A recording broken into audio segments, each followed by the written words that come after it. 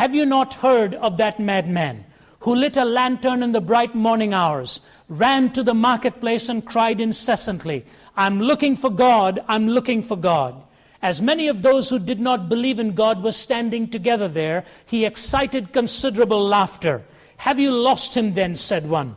Did he lose his way like a child, said another. Or is he hiding? Is he afraid of us? Has he gone on a voyage or emigrated? Thus they shouted and laughed him to scorn. But the madman sprang into their midst and pierced them with his glances.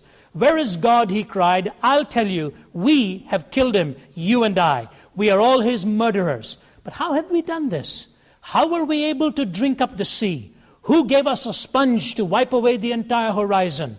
What did we do when we unchained this earth from its sun? Whither is it moving now? Whither are we moving now? Away from all suns, maybe? Are we not perpetually falling backwards and forwards, sidewards and in all directions? Is there any up or down left? Are we not straying through an infinite nothing?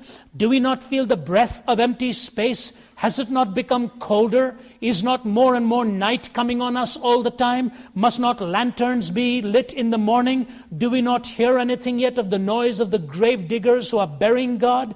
Do we not smell anything yet of God's decomposition?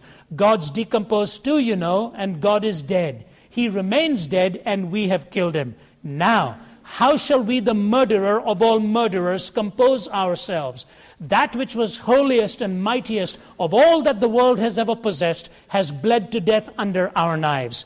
Who will wipe this blood from us? With what water can we purify ourselves? What festivals of atonement, what sacred games will we need to invent?